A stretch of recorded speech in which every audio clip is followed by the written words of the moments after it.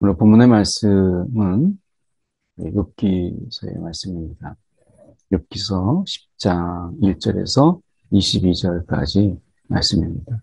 오늘 말씀을 통해서 저희가 함께 살펴보려고 하는 것은 욥에게 있어서 아, 그 인생이라고 하는 짧은 시간 속에서 정말 편안하게 마지막 그냥 좀 평안하게 우리가 영적인 성숙을 갖고 성장을 가지고 또 믿음의 또 성숙과 성장 이런 것 막 우리에게 그게 꼭 필요할까? 이대로 주님 앞에 예배하면서 때로는 소소하게 그냥 감사하며 살아가는 거고 악인이 아니라도 그냥 우리가 완전한 건 아니더라도 악하지만 않으면 그러면 이 땅에서 그냥 평안하게 그리고 뭐가 특별한 건 아니더라도 크게 욕심내지 않고 살아가는데 하나님께서 굳이 우리를 그렇게 훈련하고 단련하고 막 연단해서 우리를 그렇게 꼭 한 단계 막 성숙시키고 성장을 꼭 시켜야 되겠나. 이 사는 것도 참 힘들고 사는 것도 그렇게 녹록지가 않은데 그냥 하나님께서 우리 형편도 아시고 또 우리가 이 훈련을 받는다는 거, 연단을 받는다는 게 또 얼마나 어려운 거 아는데 인생을 아시는 하나님께서 왜 그렇게 우리를 못 살게 구는지 이해가 잘 안 되죠. 이 세상에 정말 우리가 잠깐의 쉼을 가지고 좀 세상이 허덕거리고 하니까 주님이 좀 주시는 위로도 있고 그런 평안함 속에서 우리가 좀 살아가고자 하는데 그거 하나님께서 못 보시고 조금 더 성숙하라고 조금 더 성장하라고 그렇게 닥달하시면 힘들어서 어떻게 신앙생활을 하겠어요. 그러니까 하나님이 그런 부분에 대해서 우리가 인간의 그런 약함을 좀 이해하셔서 그래 그냥 그렇게 편안하게 그리고 나쁜 마음 갖지 말고 그렇게 살다 와라. 그래도 그렇게 살아라. 이렇게 하면 얼마나 좋겠어요. 근데 하나님께서 굳이 우리를 막 그 신병 교육대 훈련소에 집어넣은 그런 자들처럼 막 몰아세우고 그렇게 막 뒤에서 몰아치고 앞에서 끌고 막 이렇게 하니까 너무 정신이 없잖아요. 오늘 하나님이 이런 우리의 형편을 아시는 하나님께서 우리에게 정말 원하시는 게 무엇일까? 그분이 바라시는 것이 무엇일까? 라고 하는 것을 오늘 본문을 통해서 저희가 조금 더 묵상해 보면서 나누기를 원합니다. 오늘 말씀해 보면 내 영혼이 살기에 곤비하나니 내가 살기에 참으로 곤비하니 내 불평을 토로하고 내 마음의 괴로운 대로 이 말씀이 좀 와닿잖아요. 내 마음이 괴로운 그대로 그냥 내가 말하리. 이 불평과 하나님 앞에 토로의 차이가 있어요. 불평은 내가 하나님 적대의 마음을 가지고 하나님 앞에서 우리가 우리의 마음을 불평하는 거죠. 마음에 있는 이런 어떤 하나님 앞에 막 그 하나님 앞에 하나님을 막 가까이 나아가면서 하나님의 마음을 좀 알고 싶은 이런 마음으로 우리가 우리의 상편을 막 토로하는 거하고 괴로움을 괴롭다고 이야기하고 힘들면 힘들다고 얘기하고 아프면 아프다고 말하는 거 그게 어떻게 죄가 되겠어요? 그런데 악한 마음으로 정말 하나님을 다시 보지 않을 그럴 마음으로, 그리고 하나님을 저주하고 막 하나님을 욕하고 하나님과 끝장낼 마음으로 그렇게 하나님께 원망하고 불평하고 막 이렇게 쏟아내는, 우리가 이런 불평과 토론은 다르죠. 자녀들이 때로는 자기의 서운하고 속상한 것을 막 쏟아내 내 마음을 몰라준다고 막 그러죠. 자기가 얼마나 서운한지 뭐 섭섭한지 막 이야기하거든.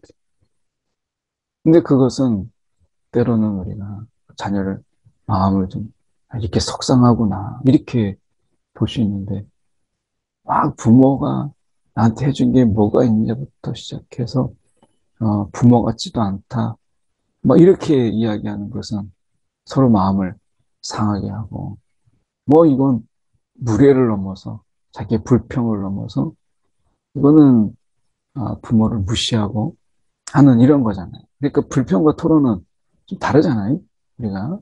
그런데 이스라엘 백성들은 가나안 이제 하나님께서 가나안 땅으로 이끄실 때 그 광야에서 그들은 불평을 쏟아낸 거예요. 원망과 불평이죠. 이거는 분명히 하나님 때로는 그들의 노예 근성이 있다는 걸 아시고, 그리고 그들의 억눌림이 있다는 걸 아시기 때문에 하나님께서 참으시고 들으셨잖아요. 근데 언제까지 그렇게 하겠어요? 근데 우리가 다윗을 보면 하나님 앞에 그가 겸손함으로, 그러나 자신의 있는 그대로를 하나님 앞에 정직한 심령으로 이렇게 토로하는 것을 보게 돼요. 그래서 불평이 아닌 이 토로하는 마음을 우리가 배우는 것이 필요하죠. 그래서 막 불평과 원망으로 하나님을 막 무시하면서 우리가 무례하게 이렇게 하는 게 아니라 정말 우리의 마음 그대로를 하나님 앞에 우리가 다 쏟아내는 거예요. 하나님 앞에. 이것이 하나님 앞에서는 우리가 이 하나님이 원하시는, 우리가 거짓된 마음으로 아무렇지도 않은 것처럼, 하나님 우리의 속마음을 다 아시는데 내가 아무렇지도 않은 것처럼 그렇게 하나님 앞에 서는 것. 그거 하나님이 원하시겠어요? 오늘 하나님은 우리가 정직한 하나님 마음으로 하나님 앞에 우리의 마음을 토로하기를 원하시는 거죠. 그래서 욥이 지금 내 마음이 괴로운 대로 말하리라.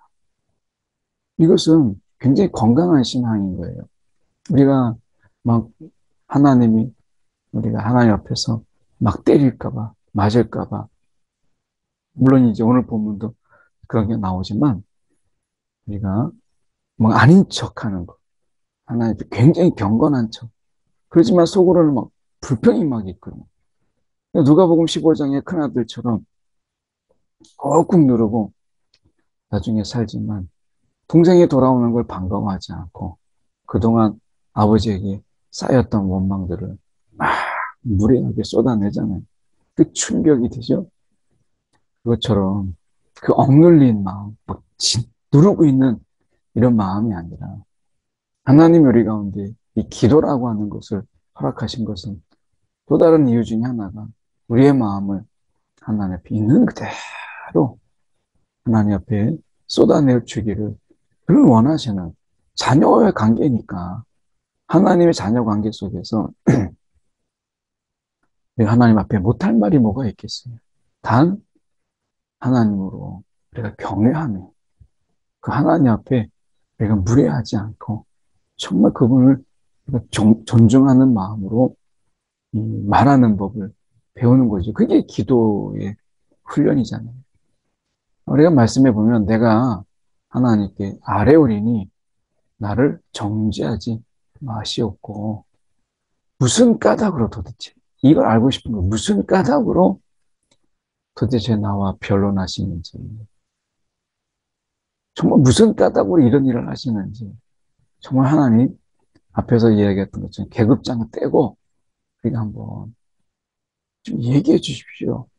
이렇게 하는 거예요. 내게 좀 알게 하옵소서. 네, 좀 알게라도 하겠습니다. 뭐 이런 거죠. 그래서 여기서 보면 주께서 주의 손으로 지으신 것을 이렇게 학대하며 멸시할 수 있습니다. 거기에서 끝나지 않고 우리를 조롱이라듯이 악인의 꾀에 빛을 비추시기를 선히 여기시네. 아니, 하나님이 직접 주의 손으로 지으신 것은 이렇게 학대하고 멸시하는데, 악인의 꾀는 하나님이 잘 되도록 막 비춰주시고 막 박수 치는 것 같고 이렇게 하시나이까. 주께서 육신의 눈, 그러면서 사람처럼, 야, 주님께서 주님이 보시는 눈이 아니라 이렇게 사람처럼 사람을 보시나이까. 사람의 눈으로 사람을 보는 것처럼 어떻게 그렇게 사람 보는 눈이 없고 그렇게 어떻게 분별하지 못하십니까? 뭐 이런 마음이죠. 그래서 주의 날이, 주의 날은 뭐겠어요? 악인의 심판의 날이고 하나님과 가까이 했던 경배하고 경외했던 자들 구원의 날이잖아요. 이 주의 날은 우리가 둘로 똑같은 동시에 두 가지 의미를 갖거든요. 그러니까 심판의 날과 동시에 구원의 완성의 날이고 구원하시는 날. 그래서 우리는 그 날을 기뻐하는 것이고 사단은 그 날을 괴로워하는 것이죠. 그런데 어찌 그 날이 사람의 날과 같은지. 그래서 정말 그냥 사람의 이 날이라는 게 뭐겠어요?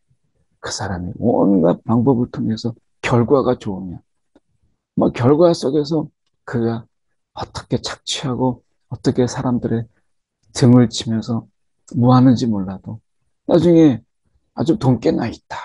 그러면 신앙이 좋은 거고 하나님 복을 주신 것이고 또 보면 뭐 하나님 앞에 신실하게 살았는데 세상 속에서 조롱받고 학대당하고 뭐 그래서 별로 결과가 하나님 앞에 내세울 만한 게 없어요.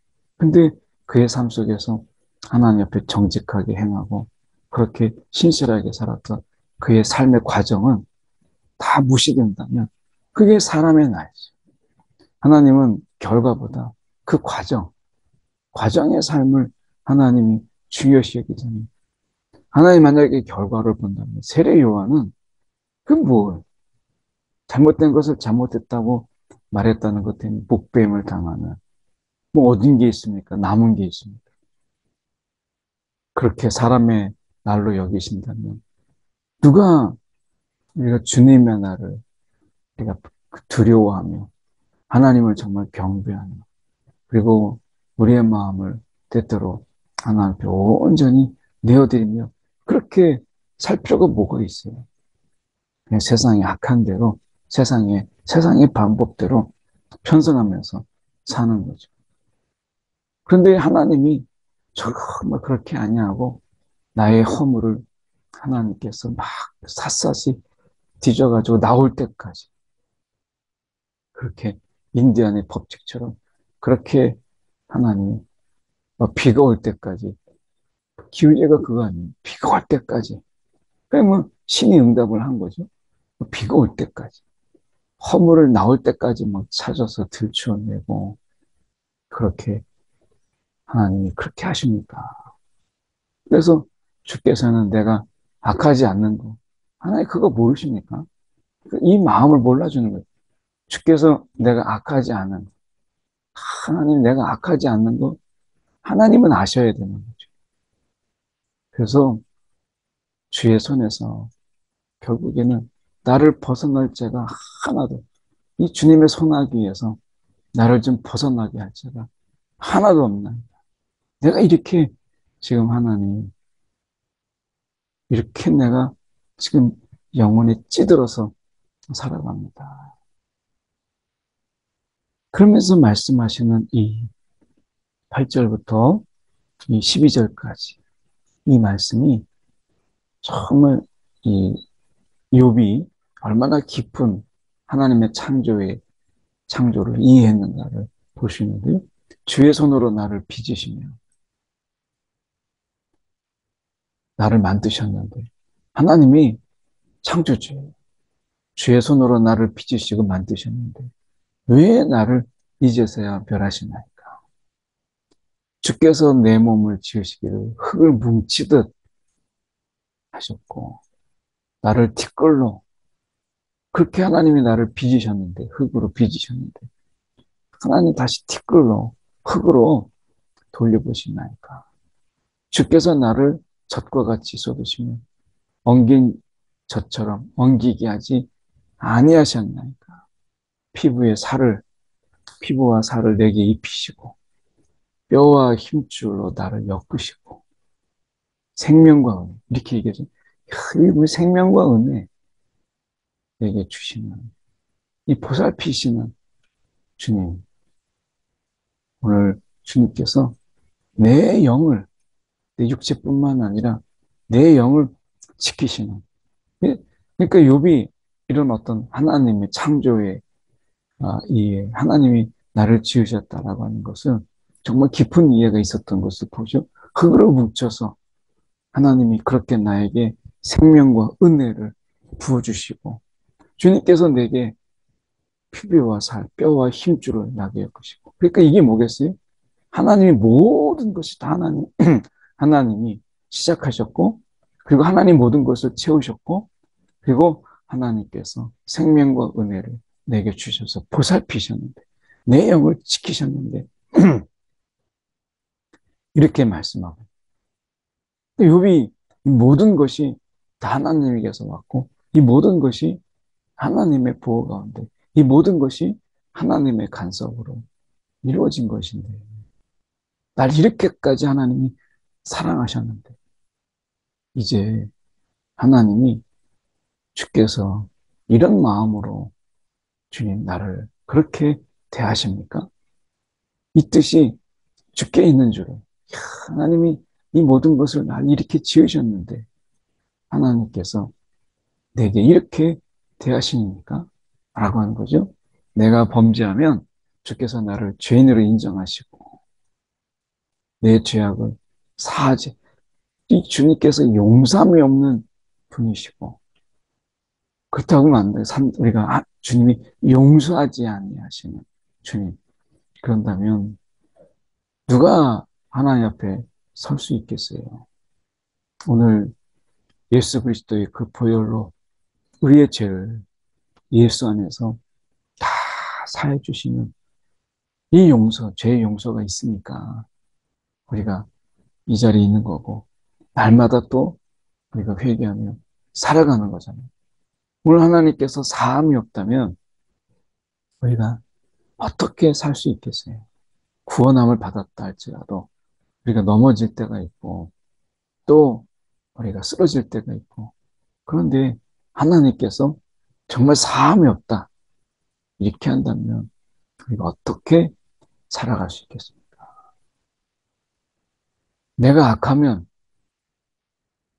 화가 있을 것인데 내가 의로울지라도 내가 의로울지라도 머리를 들지 못하는 것은 내 환난을 내 눈이 보기 때문에 내가 정말 의롭다고 하나님 앞에 내가 죄가 악하지 않다고 하나님 앞에서 내가 악하지 않다라고 생각했는데 하나님 앞에 정말 내가 악한 마음으로 내가 연약해서 때로는 죄에 쓰러지고 또 내가 하나님 앞에서 온전하지 못할지라도 적어도 그게 악의가 아니고 정말 그 속에서 내가 악한 마음으로 그렇게 한 게 아닌데 하나님께서 이것을 아시는데도 내가 부끄러움에 내가 눈을 들지 못하는 것, 내 환난을 당하기 때문이라. 이건 인과율적이죠.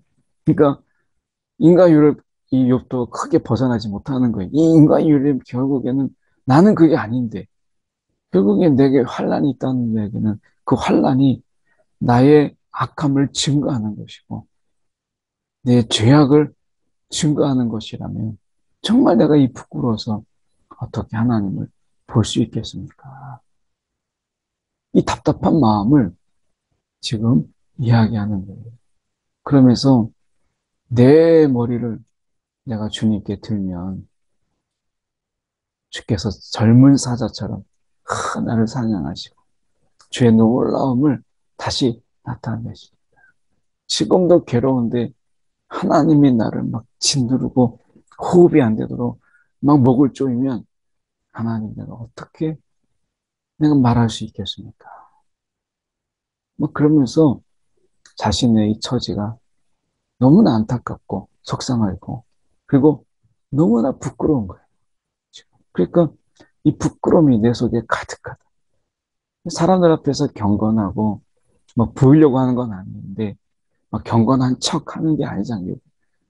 자기가 하나님 앞에 매일 번제를 드리고 혹시나 자녀들이 나가서 부지불식간에 죄를 지었을까 봐 자녀를 위해서 번제를 드리고 그렇게 많은 사람들을 섬기고 이렇게 했던 것들이 하나같이 다 이제 죄악이 있으니까 뭔가 등쳐먹은 게 있으니까 저렇겠지라고 하는 이런 환란이 증거하는 인과율의 법칙에서 본다면 스스로가 얼마나 참 민망하고 부끄럽고 스스로 생각할 때 이건 도대체 뭔가 이렇게 생각이 들지 않겠어요? 그런 가운데서 우리가 보면 이 주께서 자주자주 증거하는 자를 바꾸어서 거짓 증거하는 자들이죠. 이런 또 편견을 가지고 증거하는 자들. 거짓이 아니더라도 그들의 편견, 인과율에 그들도 갇혀서 그래서 그걸로 역산해서 분명히 이는 죄악이 있다. 그가 그렇게 불을 쌓을 동안에 뭔가 하나님을 속이고 착취하는 것이 있다.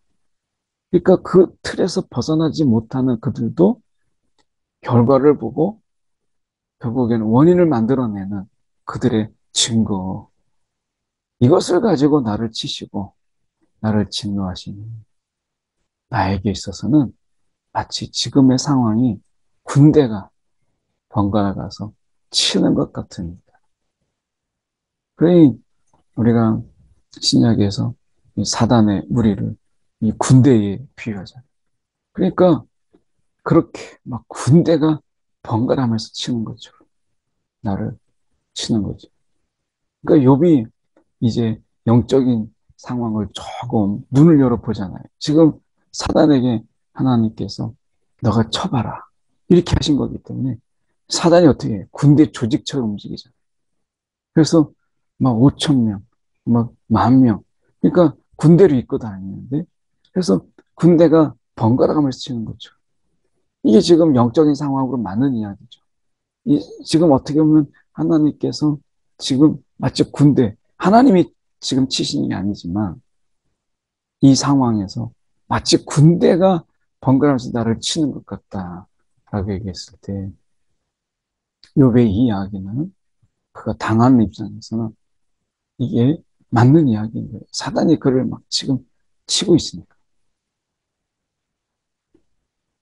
이어서 보면 주께서 나를 태에서 나오게 하셨으면 어찌입니까? 내가 태어나지 말았어야 되는데 그렇다면 내 기운이 끊어져서 이런 안 봐도 되는 것들 이거죠. 안 봐도 되는 것들 우리가 성숙하지 않아도 되고 우리는 성장하지 않아도 그냥 하나님 앞에서 그냥 소소한 감사로 하나님 앞에 그냥 감사합니다 하면서 살아갈 건데 왜 굳이 우리를 원치도 않는데 성장시킨다, 성숙한다 그렇게 세상 속에서도 살아가는 우리들에게 아니 하나님이 시간이 남으십니까? 왜 그렇게 하십니까?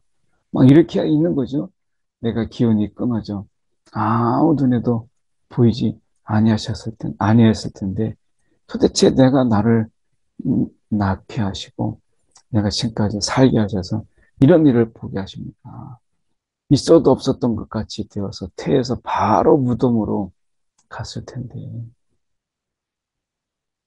우리가 이 순간에는 성장이 없고요. 성장이 성숙이 없죠. 그러니까 성장의 기쁨, 성장에는 기쁨이 있어요. 그 과정은 힘들지만 우리가 금메달 리스트를 보세요. 정말 막 입에서 쓴 내가 나고 막 그렇게 하는 가운데서 나중에 금메달 땄을 때 이 모든 걸 다 잊어버리죠. 오늘 마치 사도 바울이 달려갈 길을 막그 경주하는 이런 어떤 모션으로 그걸 썼잖아요. 막 경주하는 최선을 다해서 막 달려가는 이런 어떤 모습들. 우리가 중국에서 항저우에서 있었던 경기를 보세요. 어떻게 했어요? 막 스케이트 최선을 다했어야 되는데 막 먼저 환호하느라고 손을 탁 들고 세레모니를 먼저 하느라고 발끝을 딱 먼저 칼날을 내밀었던 자에게 금메달을 빼앗겼잖아요. 우리가 우리가 이 사도 바울을 보면 마지막까지 막 최선을 다하는 이런 모습들. 그런데 그렇게 이런 성장의 기쁨을 하나님께서 주시기를 원하시는데 태에서 바로 무덤으로 그리고 내 날이 적은데 하나님께서 정말 나를 잠시 내려둬서 이렇게 평안하게라도 좀 하면 좋은데 하나님 내가 정말 그렇게 되면 안 되겠습니까? 땅으로 가기 전에 그리하옵소서 이렇게 그가 외치는 거예요. 일각견우리가 정말 이해가 되고 이런 마음이 느껴지잖아요. 그래서 지금 죽음의 그늘이 쳐서 아무 구별도 없고 광명도 흑암 같은 그곳에 내가 내려가는데 하나님 내게 잠시 평안이라도 주옵소서 하는 욥의 이야기를 저희가 보게 됩니다. 이 시간 함께 두 가지 기도할 때 하나님 오늘 하나님 앞에 토로하는 자, 불평이 아니라 있는 마음을 하나님 앞에 그대로 우리가 하나님 앞에 감추지 않고 이야기하는 자 되게 주옵소서 우리가 기도하시고요. 또 하나 우리가 하나님이 우리를 지으셨다면 하나님께서 성장의 기쁨, 내게 성숙의 기쁨을 또한 알게 하여 주옵소서. 함께 수가지 함께 기도하겠습니다. 사랑이 많으신 하나님 아버지 감사합니다. 오늘도 우리의 삶 가운데서 주님 참으로 우리가 성장과 성숙 그저 그런 삶이 아니고 이 가운데 죄와 싸워서 또한 성장하고 성숙하고 죄의 또 사단의 이러한 무례와 공격 속에서도 오늘 사단이 접근하지 못하고 사단이 밟지 못했던 그 성장과 성숙의 그 땅을 밟음으로 오늘 사단이 엄습하지 못하는 하나님 그 기쁨, 하나님 그 즐거움을 우리가 잊지 않게 하여 주옵소서. 오늘도 신명이 토로하는 자 하나님 앞에 우리의 마음이 있는 그대로를 하나님 앞에 올려드리는 우리의 심령이 되게 하여 주옵소서.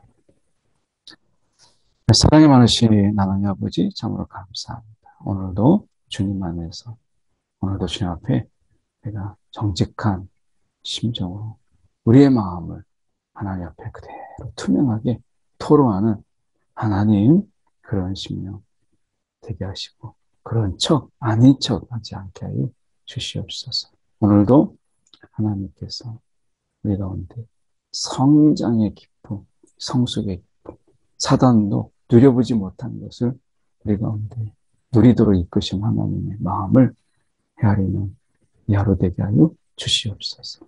살아계신 예수 그리스도 이름 받들어 기도드립니다. 아멘.